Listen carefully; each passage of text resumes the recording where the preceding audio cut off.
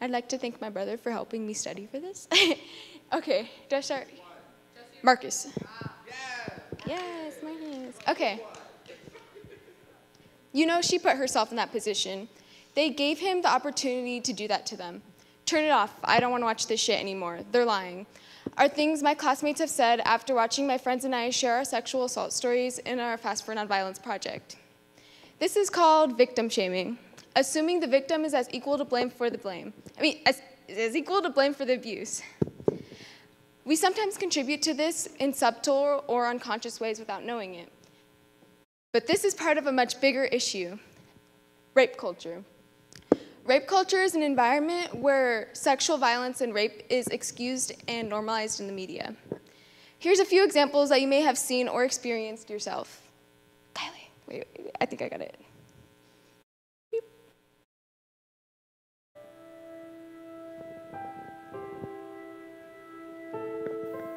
OMG, did you hear what happened to Emma?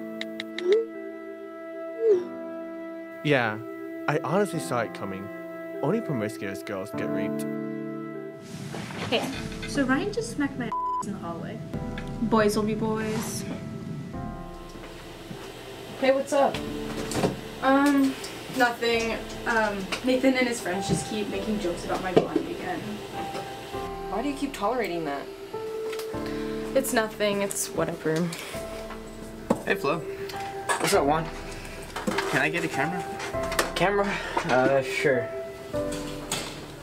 So how'd it go with Veronica last night? Oh, it went pretty well. We went to go see a movie, and I took her home. You took her home and then? And I went home.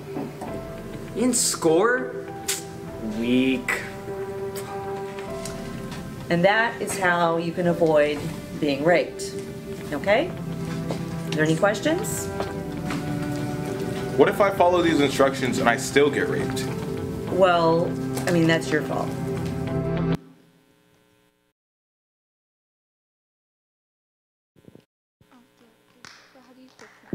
Thank you.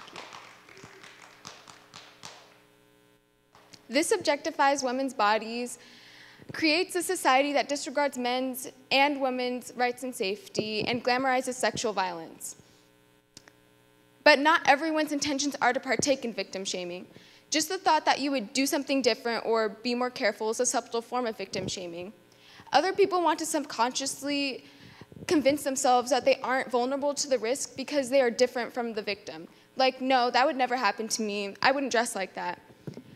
Other people tend to avoid thinking that something so horrible could happen to us even if we make all the right decisions. And some people have a hard time believing that victims don't contribute to their own victimization. It's hard enough to share personal stories as it is, but to have somebody else question your actions as if it is your fault that this happened to you, it makes it harder for victims to come forward and report abuse and share their story. It makes them feel unsafe and uncomfortable about talking about it. And we need people to continue talking about it, because if we don't, then the cycle will not end. About 310 out of every 1,000 sexual assaults are reported to the police, and 994 perpetrators walk free. But we can fight this. Let me just go. But we can fight this. Let survivors know that it is not their fault. Hold abusers accountable for their actions, and don't let them make excuses like blaming the victim, the drugs, or the alcohol. This world is not just, and bad things do happen to good people. But we need to show them our respect and give them our support, and remember that it is never the victim's fault.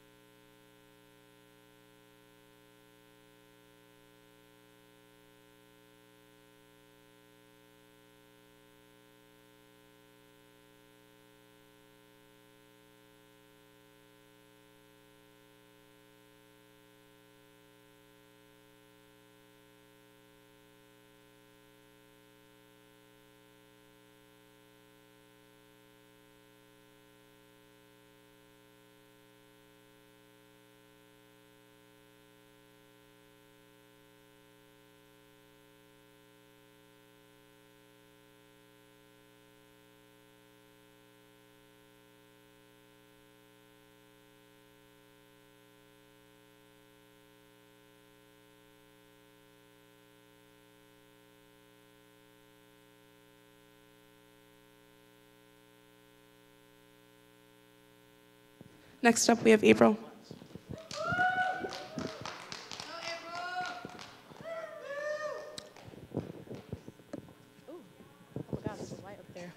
Hello? Okay. Oh, okay.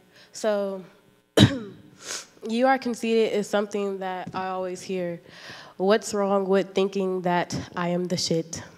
I wake up each morning, yeah, I look a little rough, but when I look in the mirror, I see someone that I'm proud of, no matter what.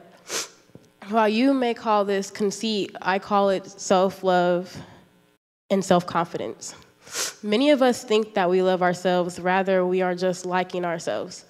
When you lose a few pounds, you like yourself. When you achieve a goal, you like yourself. When you do something kind for someone, you like yourself. But what about when we do the opposite of those things? When we gain a few pounds back, when we aren't kind to someone, and when we don't achieve a goal? When you love yourself, you have that same energy and that same confidence towards you no matter what you do because you're proud of who you are. Unfortunately, society contributes a lot to how we view ourselves. We are always trying to measure up to be these ideal women or men, and let us remember that the ideal women or men themselves aren't that. Everything is touched up and altered these days. We are constantly comparing ourselves and trying to measure up. So it's a never-ending cycle of who I am, who I'm supposed to be, to I'm not good enough. We are becoming and it causes us to become our biggest critics. So we allow negativity into our lives in the form of peers, friends, family, and relationships, and it is up to you to remove that from your life so you can be happy and you can live your life the best way possible. So there's things that we can do each day that can improve our self-worth and our self-confidence. We can think about the things that you do when you love someone. When you love someone, do you take them on a date? Do you buy things for them? Do you just spend quality time with them? Now we need to take those things and do them for ourselves. Go to the movies on your own. Go get dinner on your own. Just take 10, 15 minutes a day to just sit down and reflect. We all need a little bit of downtime and me time to try to, everyone needs time to themselves to just think about life, and we don't want to have people bothering us 24/7. So the other thing that we can do is when we wake up in the morning, you can look in the mirror and point out things that you love about yourself, whether it be physical or emotional. You can point out that you love your intellect, or you love something in your facial feature, your eyes, your hair, you love your outfit, anything that can make you feel better.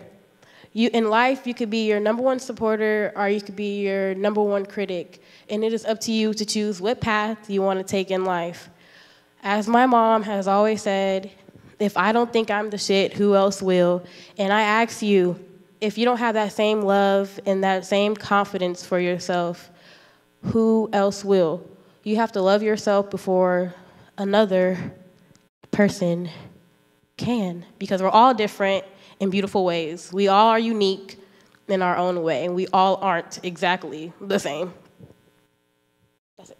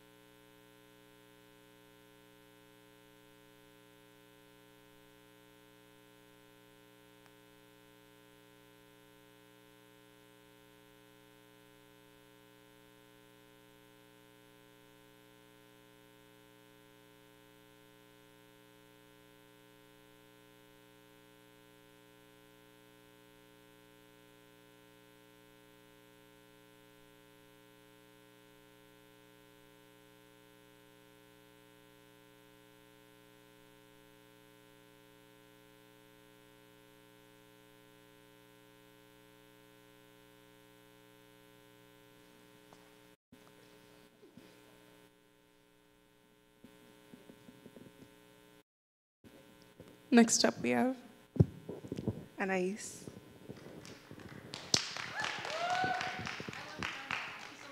Thank you. He loves you too. A while back, we were told to create a TED Talk on whatever we wanted, and of course, I would change my topic the day before our final draft was due. Me being indecisive, I thought instead of talking about college, I would talk about someone I love very, very much, and that person is my grandma. I could talk about her for hours. On top of being my grandma, she's my best friend, she's my cousin, she's everything. She's everything to me. She's also one of the strongest women I've known. She's gone through a lot. She married and moved out of her home at just 14. By my age, she had had kids. Unfortunately, that marriage had a lot of physical abuse, emotional abuse, infidelity, poverty, loss.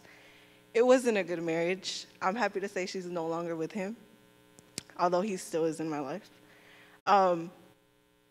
She lost her firstborn baby girl at just 1 year old, and she lost a 27-year-old son later on in life. It was hard for the whole family. On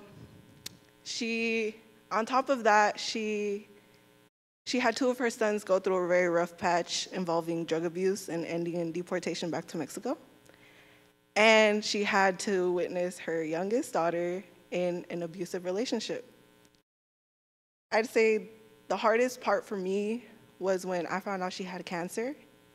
She had lymphoma, which it starts off in the cells in the immune system. There's two types. I don't know which one she had, and I don't like asking her about it or talking about it at all. It was very rough because I call her mi gorda, which translates to my fatty in English. I had to see my fatty go from a little chunky to she was all bones. Like, she was really skinny, so when I would hug her, it would break my heart. Although I was young, I still loved her very much. I'm happy to say she lived through it because cancer was not going to stop her.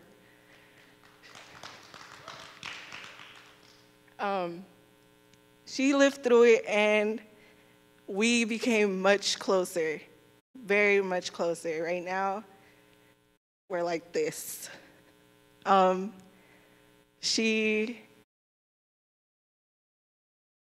She's my everything. But she's also my little Snapchat sensation because I post her on Snapchat a lot. Everything she does, it's recorded by me, which pisses her off, but hey, I'm entertaining. Everyone loves her. That's when she was getting better. She had already gotten rid of the cancer. And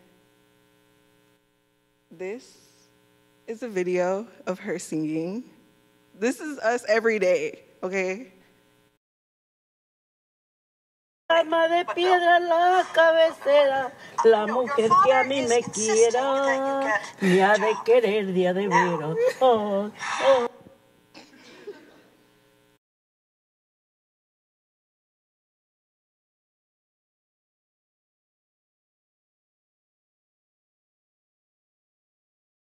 This is another one.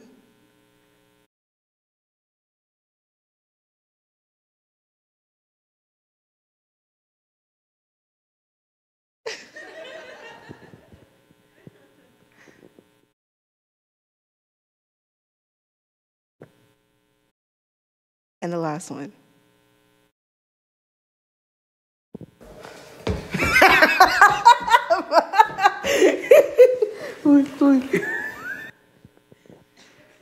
That's us every day. We have a very playful relationship. And I hope one day you guys will meet her. I hope so. She's the best. Thank you.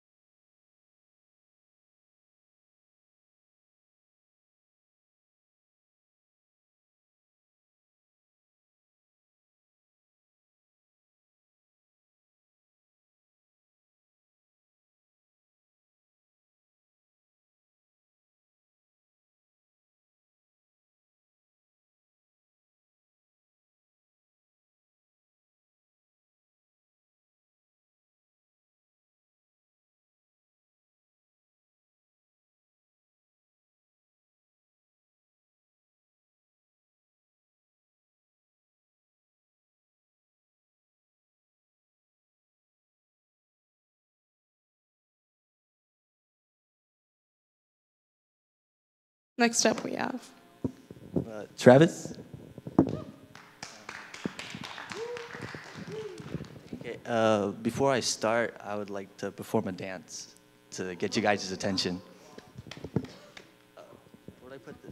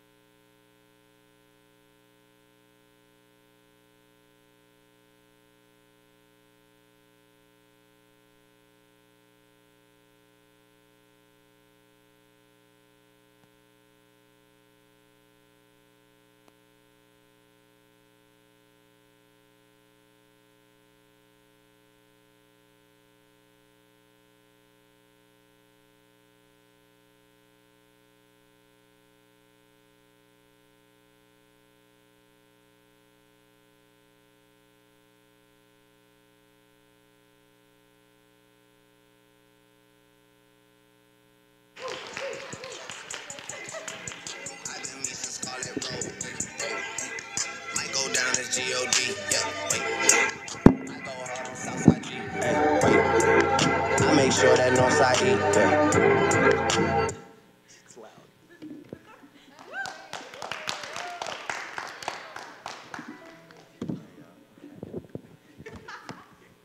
Now that I got your attention, I can talk about my topic. Practice makes perfect. We all heard that topic before, right? Or like, when you practice something, you get better at it. You do things like to help you practice, like read, look up things online, or learn from an instructor, right? That, or you're a natural born. You have things to be like a prodigy, so you don't have to do things like that. Or sometimes you do, but I guess. Though there's things that people don't have that. People don't have those type of things. They don't have the genetics or stuff like that. So they don't have the necessary tools or privileges to do those type of things. So they kind of struggle. They don't have like how I am right now. Let me take a breath.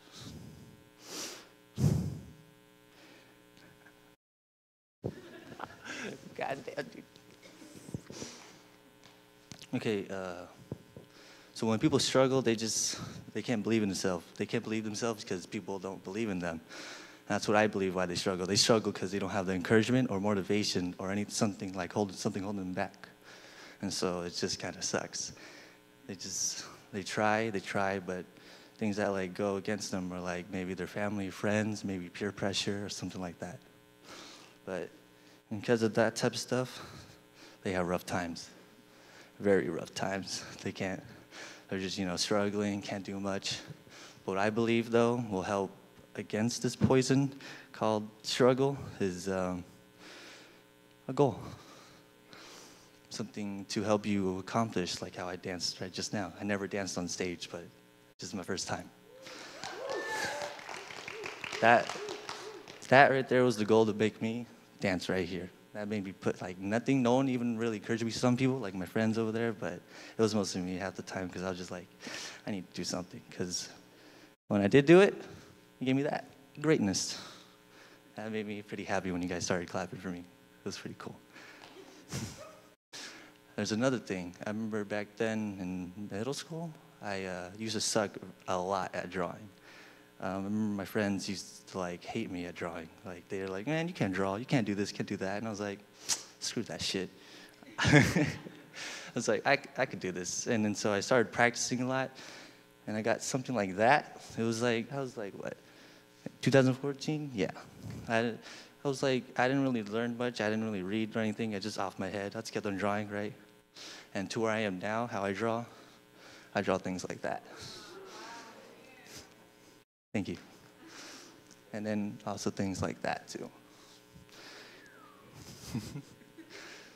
And those who were like bringing me down now started becoming my friends, but I didn't know, they were just fake. And then after that, so what I'm just trying to say is that just try, you know. If you don't try, you don't get really anywhere. But if you do try, you'll get, you know, something, and you'll learn something, right? Sure, you'll fail while trying, but those fails will turn into experiences, and those experiences will, you know, help you out with your flaws. And when you cover up your flaws, you do good. So what I'm just trying to say is that sure, things won't be perfect, but that's why you practice.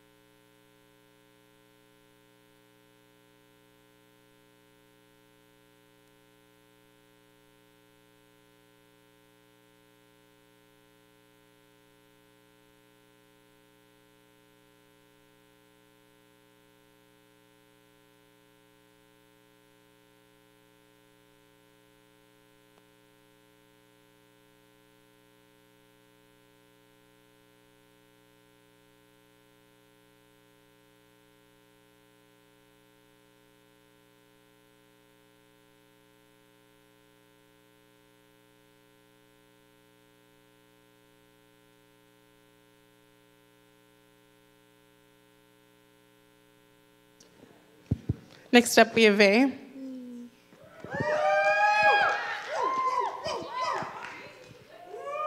Am I good here? Hi, my name is Vay, and my topic is why intersectionality, specifically feminism, is needed. If I could ask for 2 volunteers. You 2. Yeah, you. Yes? I just need 2 volunteers. Can I get 1 more? Thanks, Bridget. All right. It's just something quick. Can you guys show me how to run like a girl?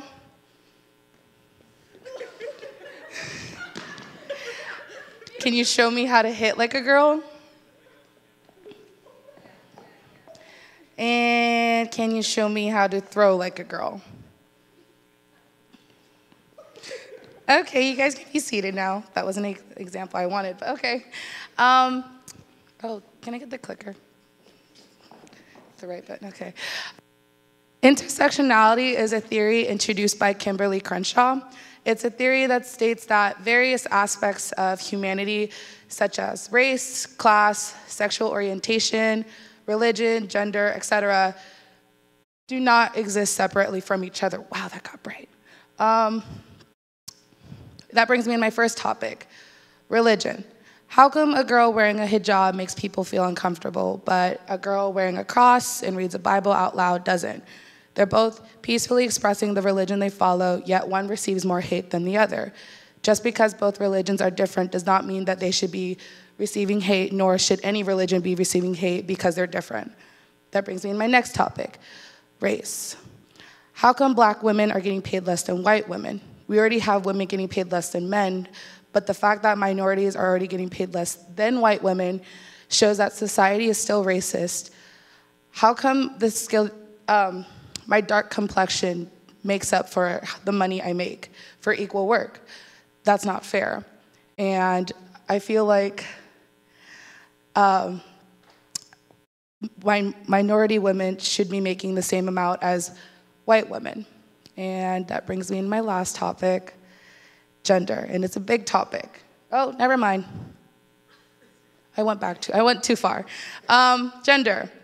Girls are always being put down from men all the time. Growing up, girls can't show off their shoulders. We can't wear spaghetti strap tank tops. We can't have shorts past our middle finger on our sides. When I was in middle school, I'd always like shrug my shorts down just so it could like pass. It didn't work. We couldn't wear this, and it was because we would look too distracting or we were dressing like sluts. And for who? Boys. We would always distract ourselves. We would always distract boys. And that should not or never ever be the girl's fault. We go to prom and homecoming and be slapped on the ass only to be like laughed at and told it was a joke when it's not damn near funny. It shouldn't be a joke that slapping girls' butts, or it shouldn't be funny to that. It shouldn't be a shocker that girls are strong and badasses. Oh my God. My gender should not be synonymous to weak, inadequate, and incapable. That's just not gonna happen. For every dollar a man makes, a woman should be making a damn dollar too. And trans women are women. People need to stop treating them like they're monsters, because they're not monsters. They should be respected just how women are, and women should be respected every single day. Trans rights are human rights. And it's gonna take a long time for all of this to happen, but do the little things. No need to hate when you're expressing the religion you follow, or fight for equal pay. Boys, stop slapping girls' butts. 1, it's disgusting. 2, do you touch your mama with those hands? And 3, they're not your property, and you do not touch what's not yours. And treat humans like humans. That concludes my talk. Thank you.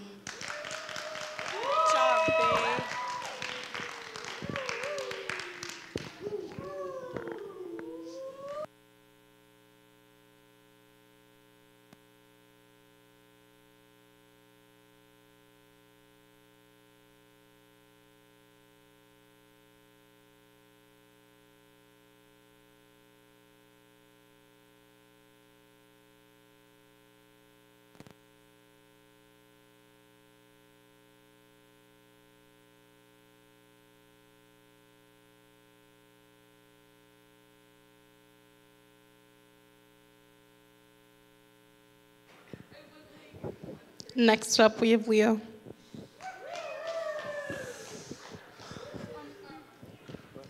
To go, you press this button. Okay. Which one? The right one.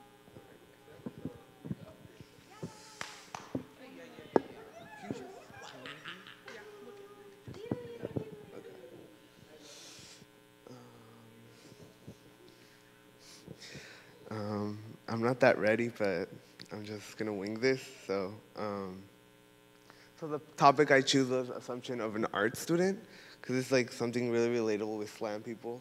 That, you know, like how like some students, like they get like you know, when you talk to your parents about it, like how do you, like, you want to do something in the arts, and your parents might be like, oh, you're maybe this is a phase, maybe this is like something you shouldn't do, this should be a hobby, or like you're not gonna earn a lot of money, this is just something as a dream. And people, and like parents or like adults that you tell them, they don't trust on you. Or even some friends that you tell them, like out of SLAM, you tell them like you're gonna do this, and they might tell you like this is crazy, you shouldn't do this, or like they tell you like that's an easy career, or they don't even consider this as like something hard. So I chose this topic. So is this something relatable for you guys, just by a show of hands? Okay. So I'm gonna give a little personal story, like why I chose this topic. So I chose this topic because, like, for me it was like something hard to open up with my parents, because like they always like forced me. They always forced me like to do a career. It doesn't matter like what career, it's just something that pays well. It doesn't matter if you like it or not. And they just like told me to like do like somewhere in the business, in the law, or medical.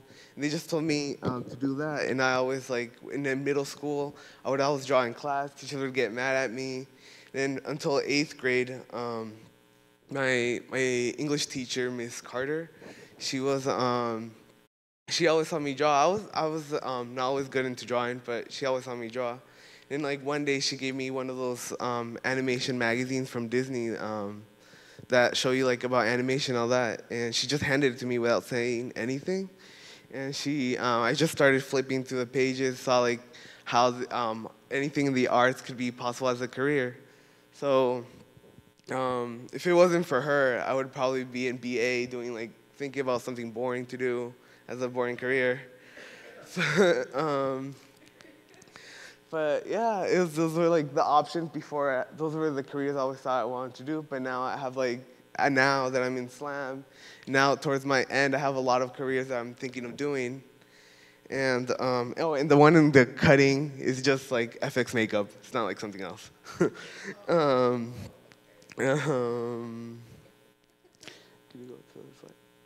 I'm gonna talk about the pros. So the positives of like doing something in the art field. That if you follow your thing, you're doing something that you like, is your passion. It's an experience, like you go from like nothing, like you're starting off from scratch. It's like a nice experience. You're starting from nothing, then you're starting to meet people. Then you start getting connections. Then you start you grow older and older, and then like you get somewhere in the passion you like to do. You express yourself. You do like whatever you want to do. It could be like FX makeup, photography, video. You do whatever you like, and then you're surrounded by a lot of people that understand you and people who support you. Like it might be your parents that support you, or your siblings, or it might be like friends who are going to the same struggles. Everyone just supports you in this type of field. And I'm gonna talk about cons. Like there's not a lot for me that I have an idea. It's just art block. Sometimes in SLAM you're thinking of a video and you're like, I don't know what to do. Or like you're thinking of Slammies, you're like, I still don't know what to do for me right now. I don't know what to do for the Slammies. And critique, that's a big thing, critique. There's a lot of people that don't see you as doing your field, or they don't see you as talented, or they just don't support you. So that's a big thing that I struggle, and I think a lot of SLAM students struggle with.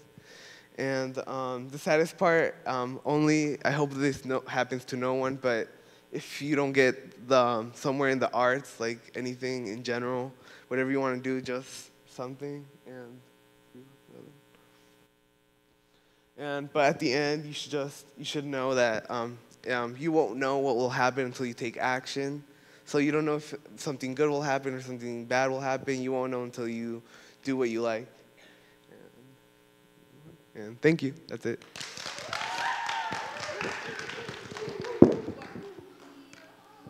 Are we gonna do one more? We have 5 minutes.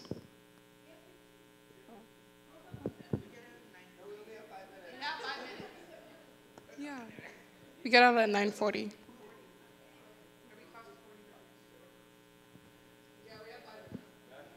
We have 5 minutes.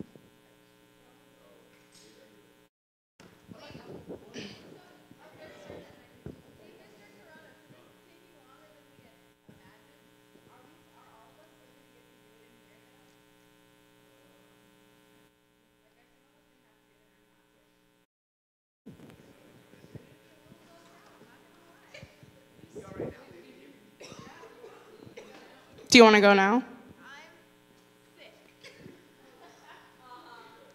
Okay. Doesn't mean you can't talk.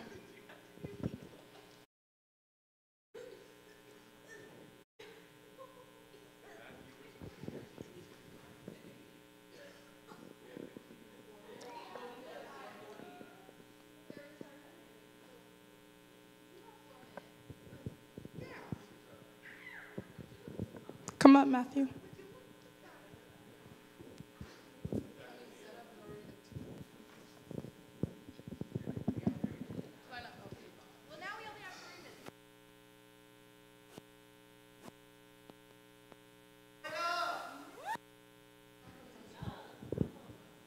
You're gonna go over time, just an FYI.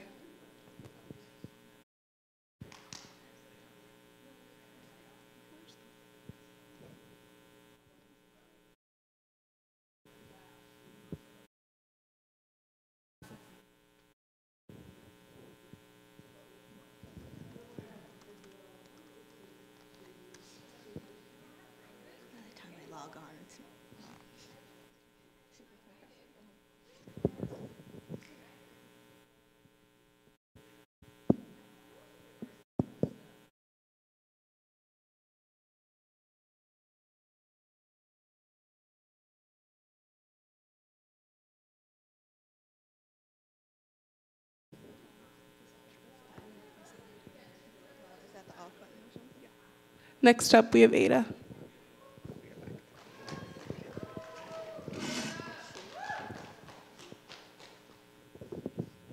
I'm Ada. Hi. All right, so you guys remember that saying from a few years ago, YOLO, you only live once? Yeah, it's been like forever. Okay. But what if you could live more than just once, live more than just one life? Now, I'm not gonna talk about some scientific breakthrough for like a time travel machine or some elixir for eternal life, because that's a lot of research and I don't wanna do that. But I'm here to talk about something more practical and obtainable. Something so complex in nature, yet like simple when unraveled. Oh shoot, which button is it? Books. Now, yeah, first off, books are educational, just to get it out of the way. That's what everybody's told you since you were little, teachers, they're like, oh yeah, read, it's educational. And there's a reason for that, it's true. Your vocabulary expands and you learn words like this, and you become a better writer. There's something about reading a good book that makes you want to write a good book.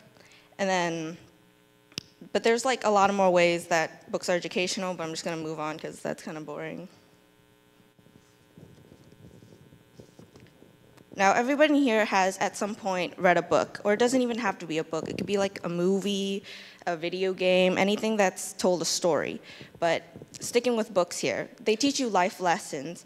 The authors write these characters that are like badass and impatient, strong and stubborn, and we as readers pick up on those traits.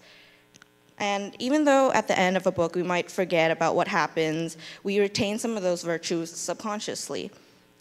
We as humans strive to be something more, we want to be not perfect exactly, because perfect doesn't exist, but we want to be the heroes of our own stories. And after reading a good book, you just feel like you can save the world.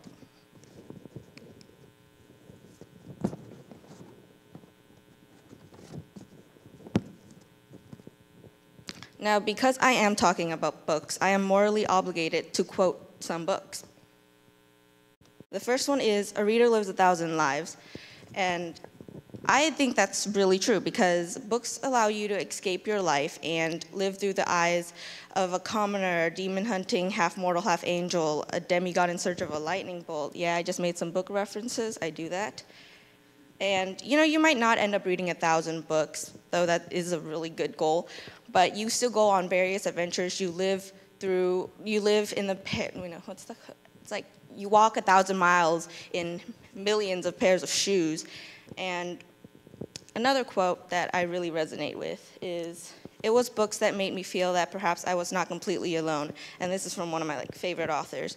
And when you read, you go on journeys in magical lands and meet new people. And yeah, the stories might not be true and the worlds are made up, but it feels real in the heart.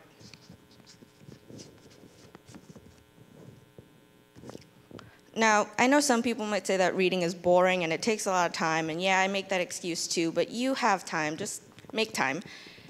And reading's really fun, because when that feeling you get when you're so immersed in a book and the world around you dulls into a hum, but the words on the next page and the next page are all that matter. And that anger and anxiety you feel when there's only so much of the book left and the issue isn't resolved yet, and that unwhole and incompleteness you feel when you have to wait 2 years for the next book, it's pretty fun. And you can't explain that feeling. You just have to experience it yourself. So no, it's not boring. Reading is magical and transcending. Now, you don't need a scientific breakthrough. And no, it's not as cool as traveling or time traveling or an elixir for eternal life, but it's more affordable and more practical. So pick up a book and read. It's that simple. Thank you. The bell rang for those who didn't hear.